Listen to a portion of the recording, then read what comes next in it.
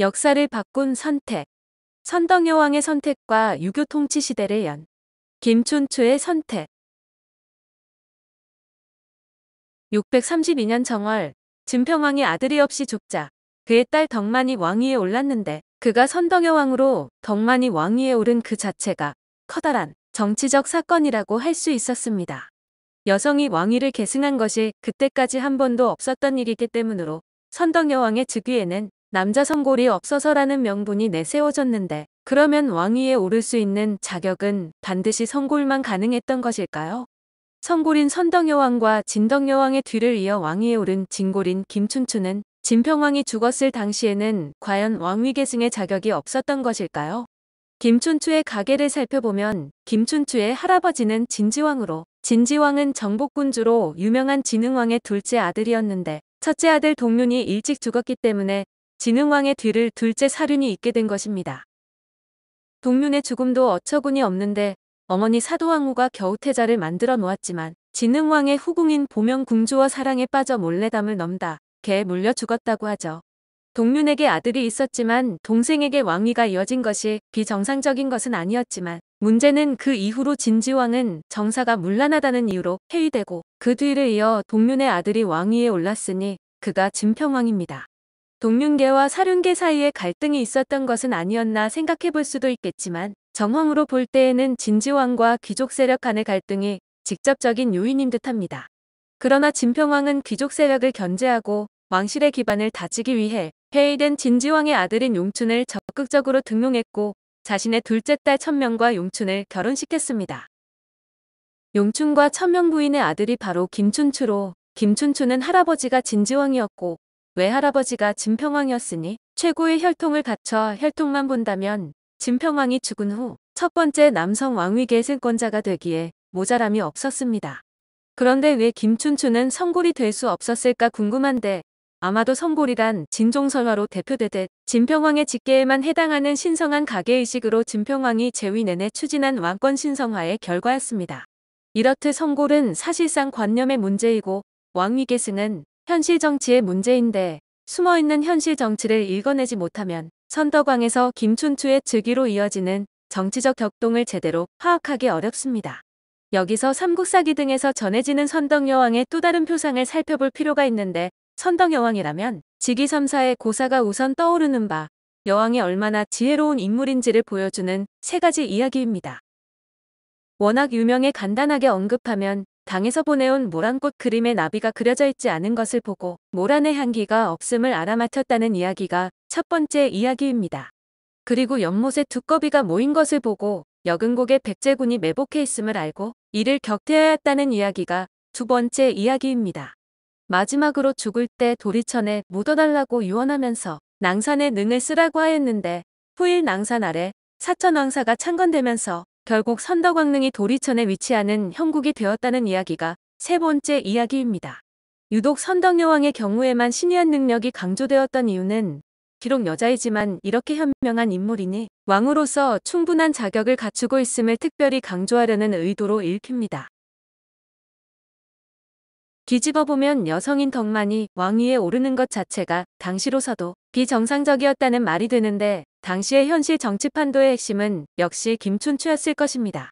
앞에서 언급한 바와 같이 김춘추는 그 혈통이나 왕실 내의 위치로 볼 때 유일한 그리고 가장 유력한 남자 왕위 계승권자였음에도 선덕여왕이 왕위에 올랐다는 것은 김춘추 반대 세력이 만만치 않았기 때문일 것입니다. 그들이 곧 김춘추의 할아버지인 진지왕을 폐위시킨 세력과 연결될 수 있음은 쉽게 짐작되는데 가장 유력한 왕위 계승권자이지만 아직 반대 세력을 제압할 힘이 없는 김춘추였습니다. 반면 김춘추의 왕위 계승을 반대하지만 그렇다고 다른 대안이 없는 반대 세력이 타협으로 선택한 것이 여왕의 즉위로 보이는데 이렇게 선덕여왕은 당시 정치 판도에 의해 선택된 셈이라고 할 수 있습니다. 그렇지만 선덕여왕은 왕위에 오를 때에는 선택당하는 입장이었지만 일단 왕위에 오른 뒤에는 왕으로서 자신의 길을 독자적으로 걸어갔는데 그녀는 자신의 권위를 상징화하고 이미지화할 능력이 있었던 것 같습니다. 선덕여왕은 불교를 적절하게 이용했는데 유명한 황룡사 9층탑도 선덕여왕의 작품으로 서라벌 도성을 압도하는 위용으로 서 있는 9층탑에 자신의 권위를 동시에 담고자 했을 것입니다.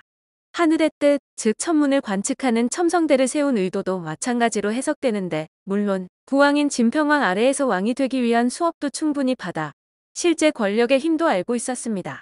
그래서 부왕과 마찬가지로 같은 왕실인 김춘추의 세력을 키워주면서 자신의 오른팔로 삼았고, 가야기 세력인 김유신의 여동생 문희와 김춘추의 결혼을 승인함으로써 김춘추의 든든한 우익을 만들어준 바 있습니다. 실제로 김춘추와 김유신은 덕만이 여왕으로 즉위하는 데 든든한 배경이 되었던 것이지만 선덕여왕 재위기간 내내 여왕으로서의 정치적 한계는 여전했습니다. 상징과 이미지를 통한 권위만으로는 현실 권력을 장악하기 어려웠는데, 반대 세력들은 선덕 이후에 왕위를 노리고 있었지만 선덕여왕이 김춘추 등을 적극적으로 후원함으로써 세력 균형이 깨지고 있었습니다. 불안해진 반대 세력이 역전을 기도한 것이 상대등 비담의 반란인데, 여왕이 다스리기 때문에 나라가 혼란스럽다는 것이 명분이었고, 반란의 와중에 선덕여왕이 죽었습니다. 김춘추는 김유신의 도움으로 반란을 진압했지만 아직 왕위에 오르기에는 힘에 부쳐 다시 성골이라는 명분으로 진덕여왕이 즉위했으나, 이것은 좀 더 시간을 벌려는 김춘추의 의도로 보입니다. 대신 김춘추는 선덕여왕과는 다른 방안을 준비하고 있었는데, 그것은 신성관념이 아닌 현실 제도 시스템을 통한 왕권 강화로 새롭게 유교 정치 이념을 내세워 지금까지와는 다른 정치 운용을 시도한 것입니다. 그의 이런 면모는 아들들에게 범민, 인문, 문왕이라는 유교적인 이름을 붙인 데에서도 짐작할 수 있는데, 새로운 체제를 향한 개혁의 길이 자신이 왕위에 오를 수 있는 지름길임을 간파한 것입니다. 진덕여왕 2년에 김춘추는 당으로 건너가 신라의 수건이었던 백제를 정벌하기 위한 나당 군사동맹을 실현했는데, 당시 당태종은 김춘추의 늠름하고 잘생긴 풍모를 보고 감탄했다고 합니다. 몇 년 전에 구원을 청하는 신라 사신에게 여왕이 다스리니 이웃나라가 얕보는 거라고 빈정거린 적이 있는 당태종이 김춘추를 보고 어떤 생각을 했을까는 쉽게 짐작이 갑니다. 아니, 김춘추는 그런 당태종에게 자신이 신라의 왕다운 인물임을 은연중에 과시했던 것은 아닐까라는 상상도 해볼 수 있는데, 귀국한 김춘추는 곧바로 중화정책을 시도합니다. 관복을 당의 의관제로 바꾸고 독자의 연호를 버리고 당의 연호를 사용했으며, 여러 당의 제도를 받아들여 유교에 기반한 정치체제 운영의 발판을 마련했습니다. 이런 내정개혁은 당의 신뢰를 얻는 데에도 기여하였겠지만, 무엇보다 신라 사회의 기존 체제를 근본적으로 재편하는 데 유용했고, 그는 진덕여왕이 죽자 왕위에 올랐습니다. 그것도 덥석 왕위를 받은 것이 아니었는데, 삼국사기는 여러 신하가 김춘추를 받들어 왕으로 삼으려 하니 춘추는 3번 사양하다가 마지못하여 왕위에 올랐다고 전합니다.